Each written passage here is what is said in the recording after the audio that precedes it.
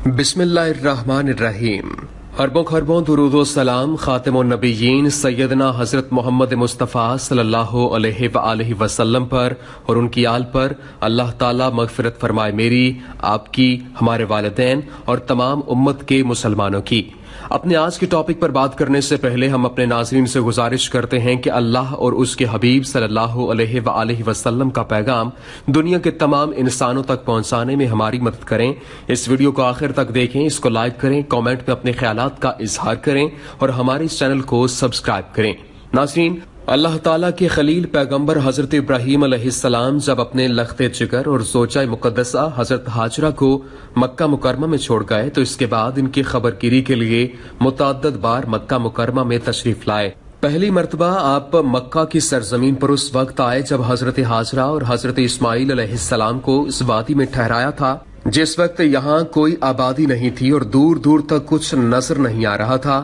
بیت اللہ شریف کی بھی کوئی عمارت قائم نہیں تھی، بلکہ بیت اللہ شریف کی جگہ پر ایک سرخ ٹیلہ تھا، اور جس مقام پر زمزم کا کنواں ہے اس کے قریب ایک درخت تھا جس کے نیچے ایک چھوٹی سی جھونپڑی ڈال کر حضرت ابراہیم علیہ السلام اپنی بیوی ہاجرہ اور اپنے لخت جگر حضرت اسماعیل علیہ السلام کو ٹھہرایا تھا۔ اس کے بعد جب حضرت ابراہیم علیہ السلام دوسری مرتبہ مکہ تشریف لائے تو حضرت ابراہیم علیہ السلام کے بیٹے حضرت اسماعیل کی قربانی کا واقعہ پیش آیا۔ تیسری بار جب حضرت ابراہیم علیہ السلام مکہ تشریف لائے تو حضرت اسماعیل کی شادی ہو چکی تھی اور حضرت ہاجرہ کا انتقال ہو چکا تھا اور حضرت اسماعیل گھر پر موجود نہ تھے، تو حضرت ابراہیم پھر واپس فلسطین چلے گئے۔ چوتھی بار پھر آئے تو دیکھا کہ اب بھی حضرت اسماعیل موجود نہیں ہیں، یہاں تک کہ جب پانچویں مرتبہ حضرت ابراہیم علیہ السلام مکہ تشریف لائے تو اپنے بیٹے اسماعیل کے ساتھ مل کر بیت اللہ شریف کی تعمیر کی۔ آپ کا یہ آخری سفر تاریخ ساز سفر کہلایا، کیونکہ اسی آخری سفر میں خانہ کعبہ کی تعمیر ہوتی ہے۔ اس وقت حضرت اسماعیل علیہ السلام کی عمر 20 سال تھی۔ ناظرین، حضرت ابراہیم علیہ السلام اپنے اس آخری سفر میں مکہ مکرمہ پہنچے تو دیکھا کہ چاہ زمزم کے ایک درخت کے نیچے آپ کے صاحبزادے حضرت اسماعیل علیہ السلام بیٹھے تیر بنا رہے ہیں۔ ایک طویل زمانے کے بعد والد محترم کا دیدار ہوا تھا۔ نہایت جذباتی انداز میں باپ بیٹے ایک دوسرے کے گلے ملے اور حضرت اسماعیل علیہ السلام نے انتہائی تعظیم و تکریم سے اپنے والد محترم کا استقبال کیا، یہاں تک کہ حضرت ابراہیم علیہ السلام نے اسماعیل علیہ السلام سے فرمایا کہ میرے بیٹے، اللہ تعالیٰ نے مجھے حکم دیا ہے کہ میں اس گھر کی تعمیر کروں۔ تو حضرت اسماعیل علیہ السلام نے فرمایا، ضرور کیجیے، خدمت کے لیے میں حاضر ہوں۔ چنانچہ ایک روایت کے مطابق خانہ کعبہ کی بنیادوں کی نشاندہی حضرت جبرائیل علیہ السلام نے کی، جس پر حضرت ابراہیم اور حضرت اسماعیل علیہ السلام نے تعمیر کا کام شروع کیا۔ جب کھدائی شروع ہوئی تو قدیم بنیادیں ظاہر ہونے لگیں جن پر حضرت آدم علیہ السلام نے بیت اللہ شریف کی تعمیر کی تھی۔ بنیادوں کے ظاہر ہو جانے کے بعد اس کی تعمیر شروع ہوئی۔ حضرت ابراہیم علیہ السلام اپنے اس بڑھاپے میں ایک معمار اور حضرت اسماعیل ایک مزدور کی حیثیت سے اس کی تعمیر میں لگ گئے۔ کوہ لبنان، کوہ ہرا، کوہ ابو قیس، کوہ صفا اور کوہ مروہ میں ان پانچوں پہاڑوں سے جبرائیل علیہ السلام پتھر لاتے اور حضرت ابراہیم علیہ السلام کعبے میں لگاتے اور حضرت اسماعیل علیہ السلام ان کی مدد کرتے۔ اس طرح سے خانہ کعبہ کی دیواریں بلند ہو کر اس مقام پر پہنچ گئیں جہاں حجر اسود لگا ہوا تھا۔ تو حضرت جبرائیل علیہ السلام کی نشاندہی پر جبل ابو قبیس کی ایک چھوٹی سی کھوہ میں سے 2 پتھر ابراہیم علیہ السلام کو دستیاب ہوئے۔ ان میں سے ایک حجر اسود اور دوسرا مقام ابراہیم کے نام سے متعارف ہوا۔ حجر اسود جنت کا پتھر ہے جسے حضرت ابراہیم علیہ السلام نے بیت اللہ شریف کے ایک کونے میں نصب کر دیا، جسے بوسہ دے کر طواف شروع کیا جاتا ہے۔ کعبۃ اللہ شریف کے مشرقی جنوبی گوشے میں زمین سے تقریباً 4 فٹ بلندی پر یہ پتھر نصب ہے، جس کے چاروں طرف چاندی کا چوکٹھا نصب ہے، جس کے بارے میں حضرت ابن عباس رضی اللہ تعالیٰ عنہ سے روایت ہے کہ رسول اللہ صلی اللہ علیہ وآلہ وسلم نے ارشاد فرمایا، جس کا مفہوم ہے حجر اسود جب جنت سے اترا تو دودھ سے بھی زیادہ سفید تھا، پھر انسان کے گناہوں نے اسے سیاہ کر دیا، اور مقام ابراہیم نام کا پتھر بھی جنت کے یاقوت ہیں۔ اس پر کھڑے ہو کر حضرت ابراہیم علیہ السلام نے خانہ کعبہ کی دیواریں بلند کیں۔ اس پتھر کی خصوصیت یہ تھی کہ جیسے جیسے دیواریں بلند ہوتی تھیں اسی قدر یہ پتھر اونچا ہوتا جاتا تھا، اور اسی پتھر پر کھڑے ہو کر حضرت ابراہیم علیہ السلام نے حج کا اعلان کیا تھا۔ اس پتھر پر حضرت ابراہیم علیہ السلام کے دونوں پیروں کے واضح نشان موجود ہیں۔ اس وقت جو خانہ کعبہ کی تعمیر ہوئی اس پر چھت نہیں تھی اور صرف 2 دروازے تھے۔ فی زمانہ کعبۃ اللہ شریف کے دروازے کے سامنے ایک شیشے کا خانہ رکھا گیا تھا جس میں چاندی کی تشت سے یہ پتھر ڈھکا ہوا ہے، جس کے بارے میں حضرت عبداللہ ابن عمر رضی اللہ تعالیٰ عنہ فرماتے ہیں، میں نے نبی کریم صلی اللہ علیہ وآلہ وسلم سے سنا، آپ صلی اللہ علیہ وآلہ وسلم نے فرمایا، حجر اسود اور مقام ابراہیم جنت کے یاقوتوں میں سے 2 یاقوت ہیں، اللہ تعالیٰ نے ان کے نور کی روشنی بجھا دی، اور اگر اللہ تعالیٰ اسے نہ بجھاتا تو یہ مشرق سے مغرب تک سب کو روشن کر دیتے۔ ناظرین، سب سے پہلی بار خانہ کعبہ کی تعمیر فرشتوں نے کی تھی، جیسا کہ تفسیر قرطبی میں مذکور ہے کہ سیدنا امام باقر علیہ السلام سے مروی ہے کہ امام زین العابدین بن سیدنا امام حسین ابن علی علیہ السلام سے ایک آدمی نے پوچھا کہ خانہ کعبہ کا سب سے پہلے طواف کس نے کیا؟ تو انہوں نے فرمایا کہ جب اللہ تعالیٰ نے فرشتوں سے کہا تھا انی جاعل فی الارض خلیفہ، تو فرشتوں نے عرض کیا کہ وہ تو زمین پر فساد پیدا کریں گے اور خون ریزی کریں گے، اور ہم تیری تسبیح و تقدیس بیان کرتے ہیں۔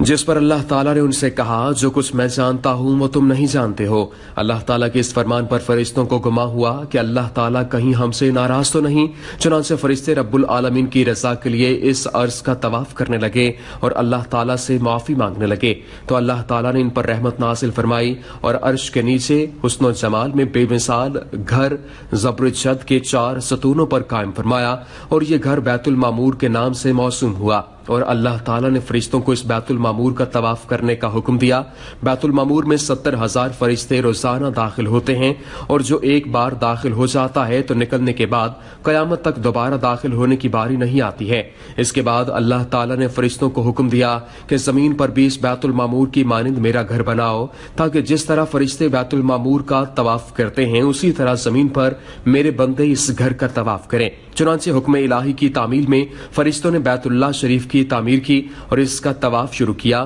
اور اس عمارت کا نام الزراح رکھا، اور فرشتوں نے اس کا حج بھی کیا۔ ناظرین، مصنف عبد الرزاق میں یہ حدیث نقل ہے کہ حضرت عبداللہ ابن عباس رضی اللہ تعالیٰ عنہ سے روایت ہے کہ اللہ تعالیٰ نے حضرت آدم علیہ السلام کو حکم دیا کہ آپ مکہ معظمہ جائیں اور وہاں میرے گھر کی تعمیر کریں، اس کا طواف کریں اور نماز پڑھیں۔ چنانچہ جبرائیل علیہ السلام کی رہنمائی میں اس مقدس گھر کی تعمیر ہوئی، اور مختلف پہاڑوں سے فرشتوں نے پتھر لائے۔ امام بیکہی رحمۃ اللہ علیہ دلائل نبوہ میں حضرت عبداللہ ابن عمر رضی اللہ تعالیٰ عنہ سے بیان کرتے ہیں کہ حضور اکرم صلی اللہ علیہ وآلہ وسلم نے فرمایا کہ اللہ تعالیٰ نے حضرت جبرائیل علیہ السلام کو حضرت آدم علیہ السلام کے پاس بھیجا اور حکم دیا کہ حضرت آدم سے کہو کہ وہ حضرت حوا کو ساتھ لے کر بیت اللہ شریف کی تعمیر کریں۔ چنانچہ جبرائیل علیہ السلام نے جگہ بتائی اور حضرت آدم علیہ السلام نے بنیاد صاف کی، اور سیدہ حوا مٹی نکالتی جاتی تھیں۔ اس طرح سے اس قدیم بنیادوں پر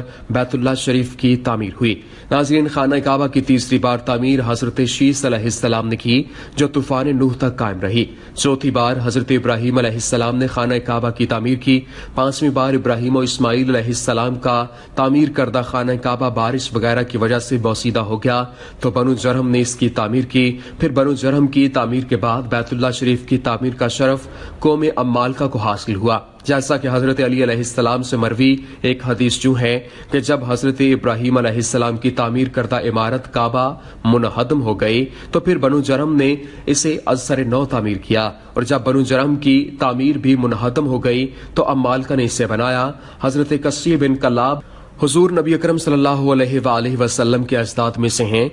انہوں نے ہی تقریباً 300 سال سے قائم بنو خزاعہ کے اقتدار کو اکھاڑ پھینکا تھا اور قریش کے تمام قبیلوں کو جمع کر کے اپنی حکومت قائم کر لی تھی۔ قصی نے بہت کارہائے نمایاں انجام دیے، انہی میں سے ایک عظیم کارنامہ خانہ کعبہ کی تعمیر ہے۔ ناظرین، رسول اللہ صلی اللہ علیہ وآلہ وسلم کی عمر مبارک جب 35 سال کی تھی، اسی زمانے میں خانہ کعبہ کی از سر نو تعمیر ہوئی۔ جب بیت اللہ شریف کی تعمیر مکمل ہو گئی تو حجر اسود کی تنصیب پر حالات خراب ہونے پر جناب رسول اللہ صلی اللہ علیہ وآلہ وسلم نے فرمایا، جس پر لڑائی ٹل گئی تھی۔ پھر قریش کی جانب سے کعبہ کی تعمیر کو ابھی ایک صدی بھی نہ گزر پائی تھی کہ مشہور صحابی رسول حضرت زبیر رضی اللہ تعالیٰ عنہ کے صاحبزادے حضرت عبداللہ بن زبیر نے بیت اللہ شریف کی از سر نو تعمیر کی۔ انہوں نے تعمیر قریش کو ہٹا کر بنائے ابراہیمی کے مطابق بیت اللہ شریف کی تعمیر کا کام مکمل کرایا۔ پھر جب خلیفہ عبد المالک بن مروان کا زمانہ آیا تو حجاج نے اسے لکھا کہ عبداللہ ابن زبیر نے بیت اللہ کو قریش کی تعمیر سے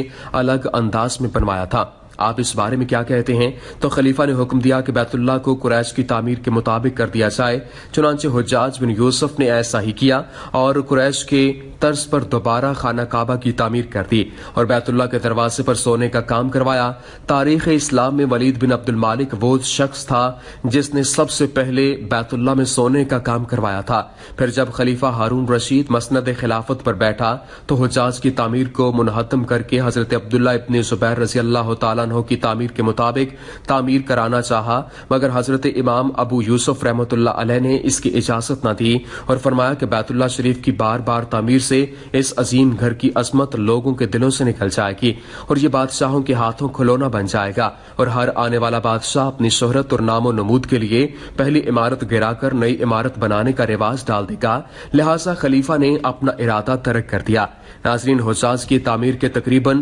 1000 سال بعد مکہ میں شدید بارش ہوئی اور اولے بھی گرے، جس کی وجہ سے بیت اللہ شریف کے ارد گرد سیلاب جیسی خطرناک صورت پیدا ہو گئی۔ کعبہ کی دیواریں گرنا شروع ہو گئیں، پانی اندر جمع ہو گیا، حتیٰ کہ اس قدر بارش ہوئی کہ آدھی دیوار تک پانی پہنچ گیا۔ چنانچہ سلطان مراد خان شاہ قسطنطنیہ کے حکم سے 2 جمادی الاولیٰ اور 1040 ہجری کو